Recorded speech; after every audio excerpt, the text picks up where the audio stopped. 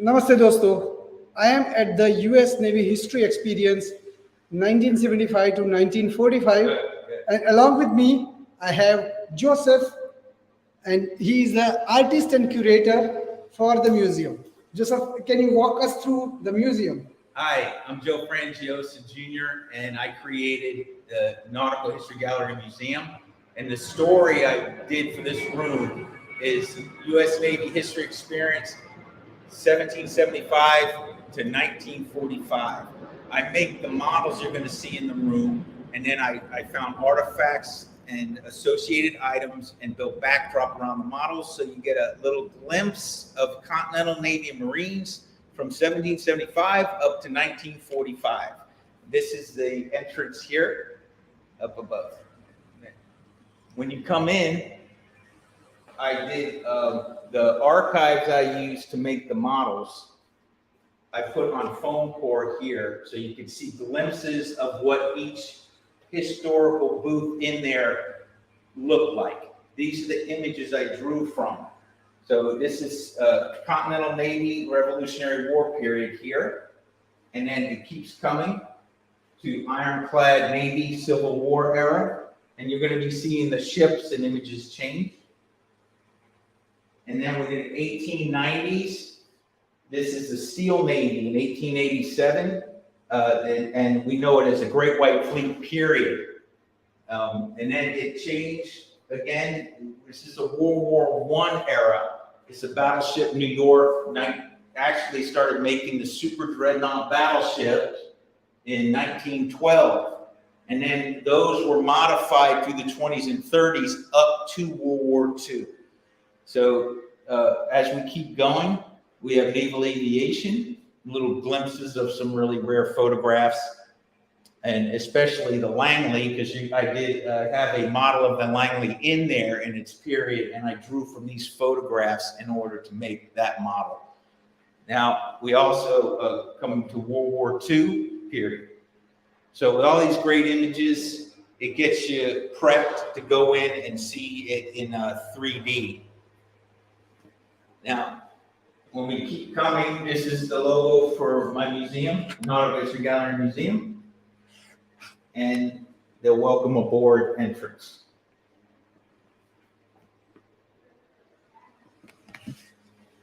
Follow me. As you come in, you start to feel the period of the Revolutionary War period. This is the age of wooden hull and sail. And when you turn the corner, you're entering this period. And you'll see up close in detail what the ships were like in the models.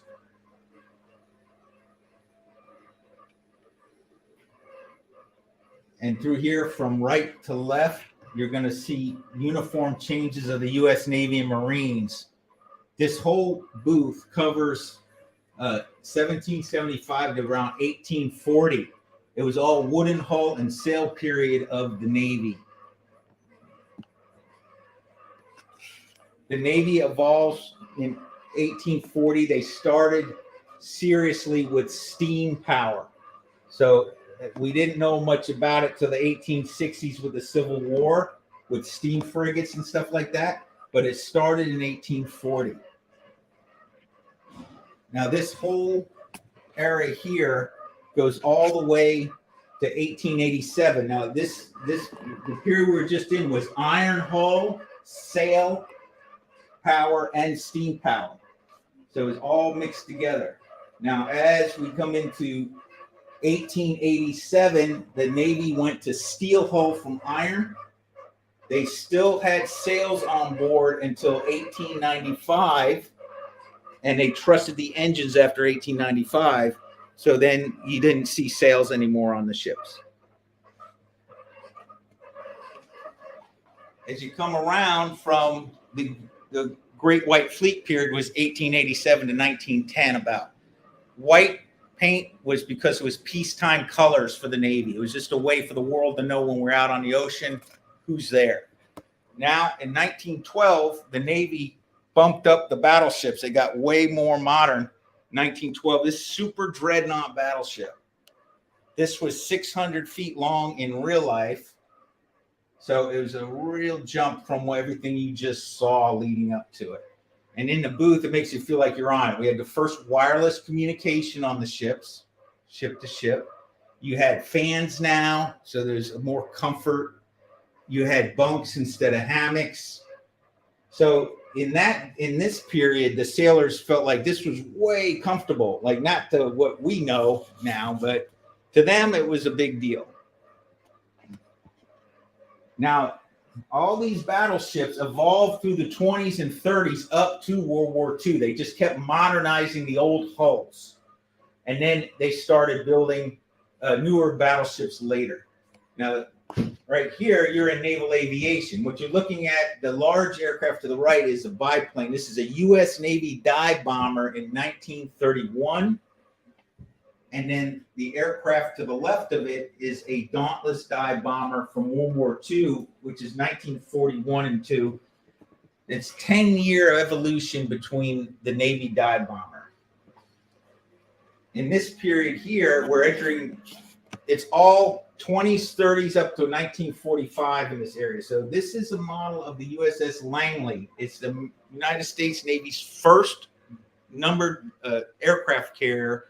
Is CV-1 USS Langley, 1922. They converted an old coal-carrying cargo ship. They put a wood flight deck across the top and an elevator, and they were launching planes. It's really a neat period. So behind it, you're on the bridge of an Iowa-class battleship. This is using real Navy artifacts to make you feel like you're in it. And this is the USS Wisconsin, which is BB-64. It's the last Iowa-class battleship ever made. So it was a good stopping point for the story, where the image you see here is an aircraft carrier flight deck, 1944-45. That ends the story. So in a nutshell, how did we go from the wooden hull and sailing warship in that first painting in the Revolutionary War? How did that turn into that? That's the rule. Excellent. So with this, I am going to, and we are going to move up to the latest creation by Joseph. Joseph, can you explain this one? This is BB-1. It's the U.S. Navy's first numbered battleship in 1895. Okay. Now what we just talked about, this is BB-1 in 1895. The battleship Wisconsin we just talked about was BB-64 in 1945. It's 63 battleships later is what you saw in the World War II period.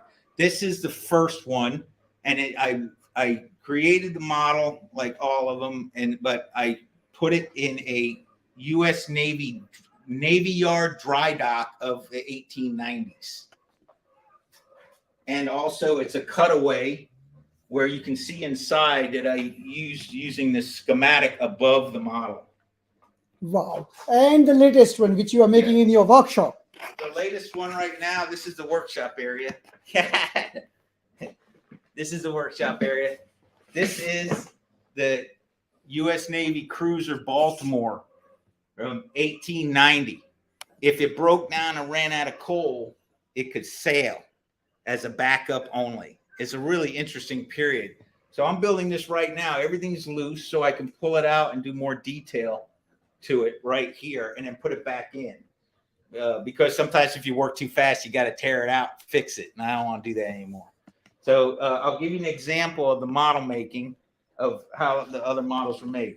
This is a six-inch naval gun. I'll find a photograph, and then I'll cut this with a Dremel against the photograph, and then the rest of the gun is jewelry pieces from Hobby Lobby and Michael's Arts and Craft. So I'll just kind of fabricate and capture the image in some repurposing and scratch building around it. The hull of this is actually wood underneath, and I made a miniature of it to show you the substructure. It's just basswood.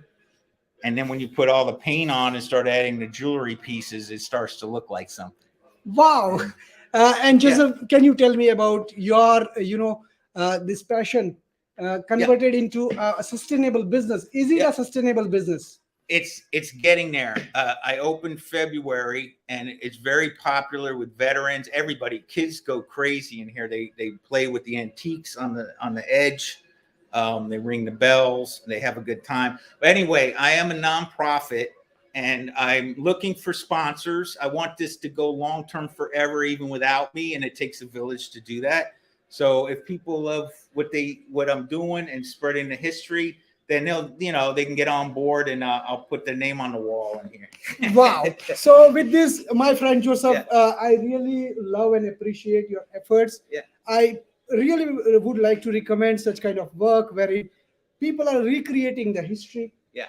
They are making it available to our future generation, and it is our responsibility to support such kind of gentlemen. With this, I'm concluding this broadcast from San Diego, and this is a Naval Museum curated by none other than Joseph. Thank you, bye bye, and let's meet again.